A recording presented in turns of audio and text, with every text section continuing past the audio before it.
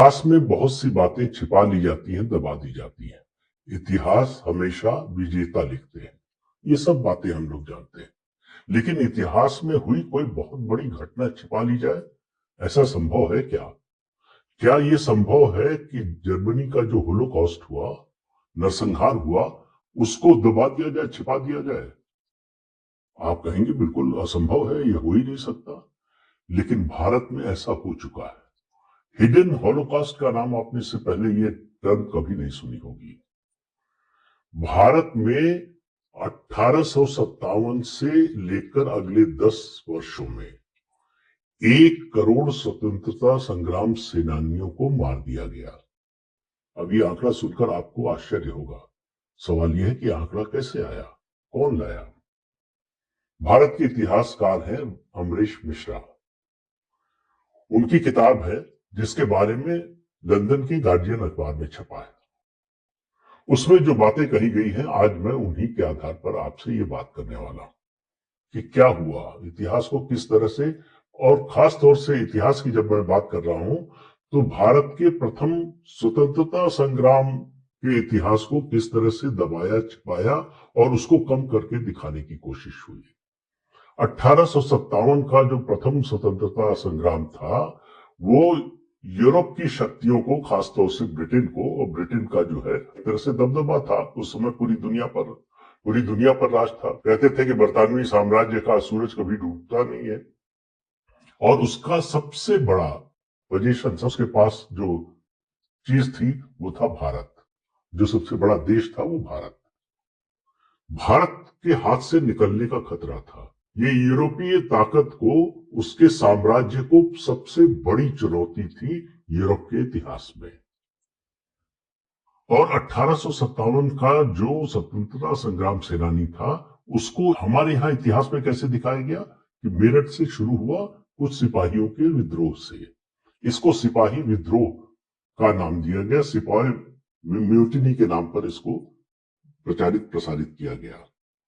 कहा गया कि कुछ सिपाहियों ने इस आधार पर विद्रोह किया कि उनको जो कारतूस मिल रहा है उसमें गाय या सुअर की चर्बी है, उनकी धार्मिक भावनाएं हाथ होती हैं, इसलिए उन्होंने विद्रोह कर दिया। और वो अंग्रेजों को मारते हुए दिल्ली तक पहुंचे और दिल्ली में आकर बहादुर शाह जफर को अपना जो है नेता और दिल्ली और भारत का बादशाह घोषित कर दिया और लाल किले पर भगवा झंडा फहरा दिया। उसके बाद अंग्रेजों ने दमन किया उन सब विद्रोहियों को। उनकी नजर में विद्रोही, हमारी आपकी नजर में स्वतंत्रता संग्राम सेनानी, उनको मार दिया, बात खत्म हो गई। बात इतनी सी नहीं है। पहली बात तो बहादुर शाह जफर अंग्रेजों का एजेंट था। इस पर मैं विस्तार से एक वीडियो बना चुका हूं, शायद आप लोगों से बहुत से लोगों ने देखा होगा। वो स्वतंत्रता संग्राम सेनानियों की सारी खबरें, उनकी योजना अंग्रेजों तक पहुंचाता था। लेकिन वो दूसरा अध्याय है। आज एक अलग अध्याय की बात हो रही है। तो अंग्रेजों ने 1857 के स्वतंत्रता संग्राम को अपनी सत्ता के लिए सबसे बड़ी चुनौती माना। और अंग्रेज नौकरशाहों के मुताबिक और उनके कई इतिहासकारों के मुताबिक जीतने का यही तरीका था कि ऐसे सब लोगों को जिन्होंने ब्रिटिश साम्राज्य के खिलाफ सर उठाने की हिम्मत की, उनको मार दिया जाए। 1 करोड़ लोगों को मारा गया अगले 10 साल में। अब ये संख्या सुनकर बहुत से लोगों को लगता है कि ये अतिशयोक्ति है, इतना नहीं हो सकता। तो अमरीश मिश्रा ने 3 प्राइमरी सोर्सेज का इस्तेमाल किया है। अब जो लोग इतिहास के जानने वाले हैं और जो इतिहास के विद्यार्थी हैं, वो भी जानते हैं कि इतिहास ऑथेंटिक तभी माना जाता है कोई, जब उसमें प्राइमरी सोर्स को कोट किया गया हो, जब वो प्राइमरी सोर्सेज के आधार पर लिखा गया हो। अन्यथा तो वो कहानी है, केवल गल्प है, इसके अलावा कुछ नहीं है। कुछ लोगों की ओपिनियन हो सकती है, कुछ लोगों की राय हो सकती है, कुछ लोगों का एजेंडा हो सकता है, लेकिन इतिहास, हिस्ट्री जिसको कहते हैं, वो वही मानी जाती है ऑथेंटिक जो प्राइमरी सोर्सेज पर बेस्ड हो। उन्होंने इसके लिए जो ब्रिटिश साम्राज्य है उसके जो दस्तावेज है उनको आधार बनाया है। दूसरा ध्यान देने की बात है, किसी भी शोध में, किसी भी खोज में, किसी भी इतिहास लेखन में इन 2 सोर्सेज जिनका जिक्र करने जा रहा हूं मैं, उनका उल्लेख नहीं हुआ है। ये उनकी किताब में है, इसका विस्तार से वर्णन, in war of civilisations India 1857। ये उनकी किताब है जो उनके शोध के आधार पर छपी है, और मैंने जैसा पहले बताया गार्डियन में इसके बारे में छपा है, उनकी किताब के बारे में, उनकी राय भी, उनसे बातचीत भी और दूसरे लोगों की प्रतिक्रिया भी, जो समर्थन में है जो विरोध में है, दोनों तरह के लोगों। उन्होंने इसको अनटोल्ड होलोकॉस्ट कहा है क्योंकि इसको छिपा दिया गया, इसको दबा दिया गया। अमरीश मिश्रा के मुताबिक उस समय के इतिहासकार कहते हैं कि 10,000 भारतीय सैनिकों की हत्या की गई, उनको मारा गया। ये एक फिगर है। और अमरीश मिश्रा कहते हैं कि बैलेंस बुक ऑफ हिस्ट्री में ये नहीं बताया गया है कि कितने भारतीय मारे गए, इसकी संख्या का कहीं भी जिक्र नहीं किया जाता। और उनके मुताबिक ये होलोकॉस्ट था जिसमें लाखों लोग लापता हो गए, और उसका एक ही निष्कर्ष है कि ये सब लोग मारे गए। और अमरीश मिश्रा कहते हैं कि अंग्रेजों की नजर में, ब्रिटेन की नजर में ये जरूरी होलोकॉस्ट था, क्योंकि इसी से जीता जा सकता था और इसी से अपना दबदबा कायम रखा जा सकता था भारत पर। और इसके लिए अंग्रेजों को जरूरी लगा शहरों, कस्बों और गांवों में हजारों लाखों लोगों को मार दिया जाए।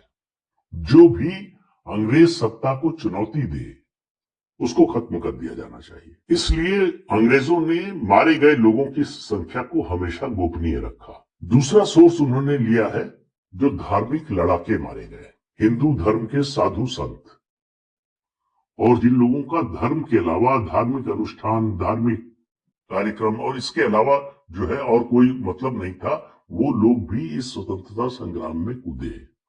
और मुस्लिम मुजाहिदीन, इन दोनों के कितने लोग मारे गए इसकी कोई संख्या कोई ब्रिटिश इतिहासकार या ब्रिटिश सरकार का कोई दस्तावेज नहीं बताता है। ये लोग इसलिए मारे गए कि ये अंग्रेजों को भारत से बाहर निकालना चाहते थे और इसके लिए आमादा थे और इसके लिए वो बलिदान देने को तैयार थे। और उनका तीसरा प्राइमरी सोर्स है ब्रिटिश लेबर फोर्स, जिसमें वो कहते हैं कि 1/5 यानी 20% से लेकर 1/3 यानी लगभग 33%, 33% की कमी आ गई पहले स्वतंत्रता संग्राम के बाद। और ब्रिटिश वेयर हाउस में अमरीश मिश्रा कहते हैं 20 लाख चिट्ठियां बिना खुली रह गई, यानी उन लोगों को जिन्होंने अपने परिजनों को लिखा था, वो चाहे मजदूर रहे हों, चाहे सैनिक रहे हों और चाहे दूसरी तरह के लोग हों जो इस स्वतंत्रता संग्राम में कूदे।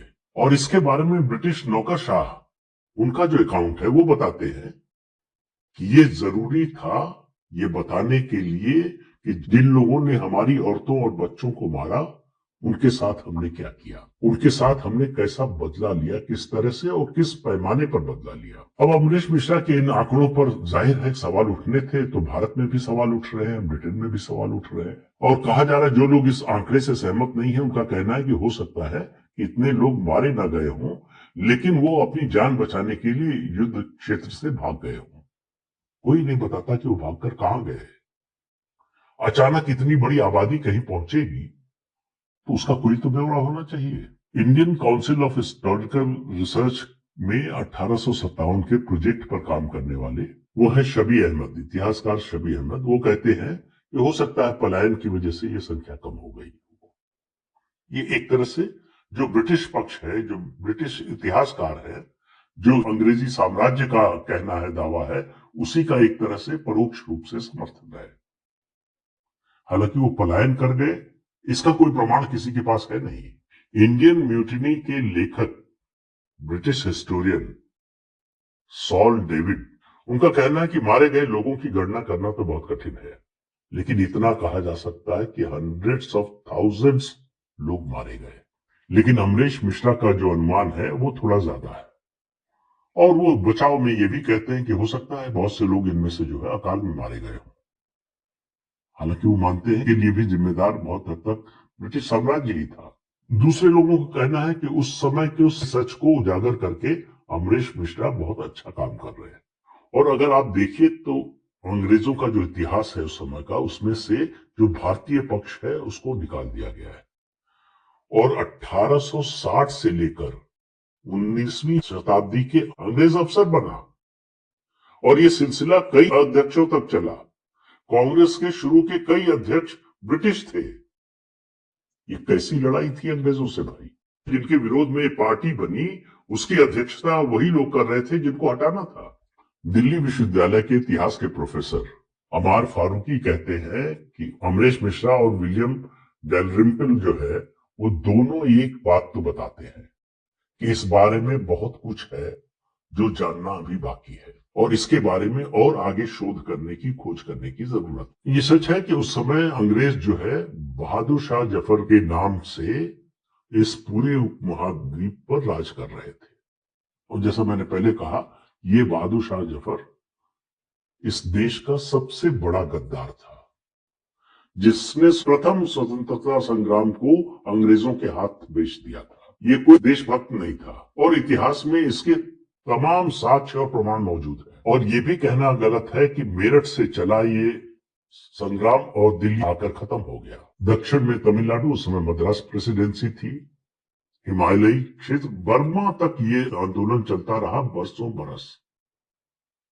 ऐसा नहीं है कि दिल्ली में जो कुछ हुआ लाल किले पर भगवा झंडा लहराने के बाद जो है और बहादुर शाह जफर को अपना नेता घोषित करने के बाद ये खत्म हो गया। लेकिन मुझे जो सबसे अच्छी बात लगी वो बात कही है किंग्स कॉलेज लंदन के साउथ एशियन हिस्ट्री पर काम करने वाले इतिहासकार जॉन ई विल्सन ने।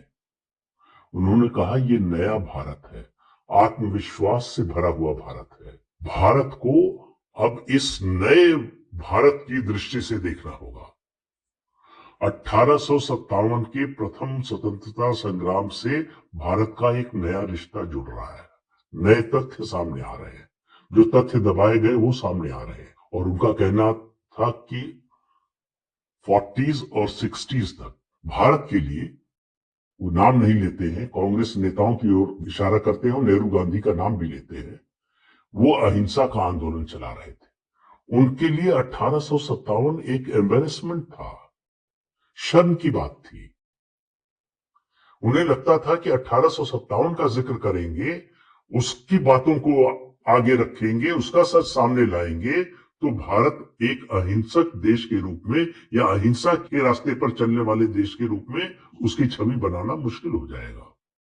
इसलिए 1857 के इतिहास को पूरी तरह से दफन कर दिया गया, दबा दिया गया, क्योंकि इससे गांधी और नेहरू के अहिंसा के सिद्धांत को चोट पहुंचती थी। इसीलिए आप देखेंगे स्वतंत्रता आंदोलन में जितने भी ऐसे स्वतंत्रता संग्राम सेनानी हुए जो अहिंसा के रास्ते पर नहीं चले, उनको इन लोगों ने रास्ते से हटा दिया। वो चाहे वीर सावरकर हो, नेताजी सुभाष चंद्र बोस हो, चंद्रशेखर आजाद हो, भगत सिंह हो, इन सब से कांग्रेस के इन नेताओं की कोई सहानुभूति नहीं थी। आज का भारत 1857 की कहानी का हिस्सा बन रहा है। ये बहुत बड़ा परिवर्तन है भारत के इतिहास में, भारत के समाज में और भारत की आजादी की लड़ाई का जो संघर्ष का जो दौर था उसके बारे में।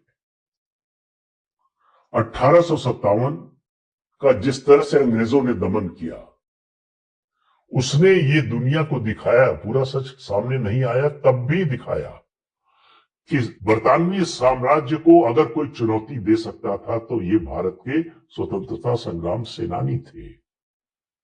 इतनी बड़ी चोट बरतानवी समाज को दुनिया में और कहीं नहीं मिली और उस इतिहास अंग्रेजों ने दबाया, ये तो समझ में आता है। अंग्रेजों ने उजागर नहीं होने दिया, ये तो समझ में आता है।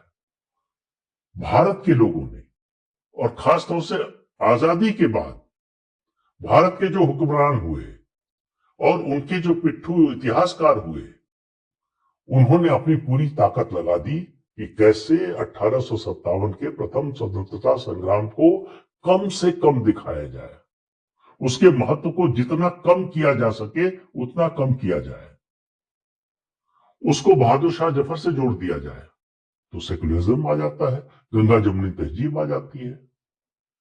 भारत के इतिहास से जैसा खिलवाड़ इस देश में हुआ है और कांग्रेस पार्टी और उसकी सरकारों ने किया है और उसके इतिहासकारों ने किया है, दुनिया में और किसी देश में ऐसा उदाहरण आपको नहीं मिलेगा।